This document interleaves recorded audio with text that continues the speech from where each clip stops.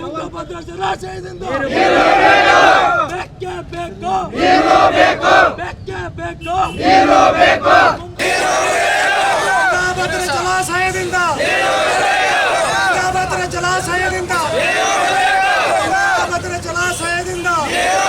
Sir, ನಾವೆಲ್ಲ ತುಂಗಭದ್ರಾ ಜಲಾಶಯ ವ್ಯಾಪ್ತಿಗೆ ಒಳಪಟ್ಟಿರ್ತಕ್ಕಂಥ ರೈತರು.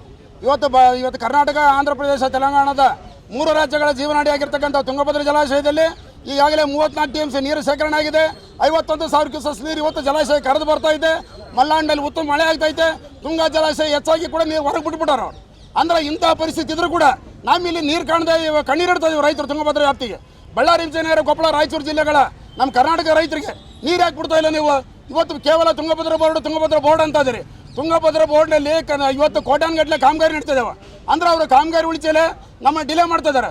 ಅಂದ್ರೆ ಅವ್ರ ಮಾತು ಕೇಳ್ತಾ ಇರ್ತಕ್ಕಂಥ ನಮ್ಮ ಜನಪ್ರತಿನಿಧಿಗಳು, ಬಳ್ಳಾರಿ, ವಿಜಯನಗರ, ಕೊಪ್ಪಳ ವ್ಯಾಪ್ತಿಗೆ ಒಳಪಟ್ಟಿರ್ತಕ್ಕಂಥ ಜನಪ್ರತಿನಿಧಿಗಳು ಎಚ್ಚೆತ್ಕೊಳ್ರಿ.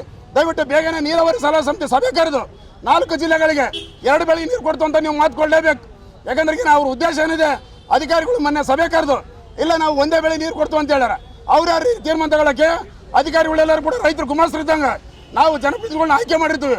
ಜನಪ್ರತಿನಿಧಿಗಳು ಎಚ್ಚೆತ್ಕೊಂಡು ನಮ್ಗೆಲ್ಲರಿಗೂ ಕೂಡ ಶೀಘ್ರವಾಗಿ ನೀರಾವರಿ ಸಲಹಾ ಸಮಿತಿ ಸಭೆ ಕರೆದು ಬೇಸಿಗೆ ಇವತ್ತು ಮುಂಗಾರು ಮತ್ತು ಹಿಂಗಾರು 2 ಬೆಳೆಗಳಿಗೆ ನೀರು ಕೊಟ್ಟೇ ತೀರ್ತು ಅಂತಕ್ಕಂಥ ಮಾತನ್ನು ನೀವು ಆದೇಶ ಮಾಡಲೇಬೇಕಂತೇಳಿ ತುಂಗಭದ್ರಾ ರೈತ ಸಂಘ ವಿನಂತಿ ಮಾಡ್ತದೆ.